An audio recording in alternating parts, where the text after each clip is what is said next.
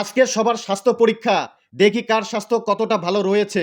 Just আপনি আমার সাথে নিঃশ্বাসটা বন্ধ রাখবেন। দেখি কে কত পার্সেন্ট সময় পর্যন্ত নিঃশ্বাস বন্ধ করে রাখতে পারে। তো লেটস স্টার্ট।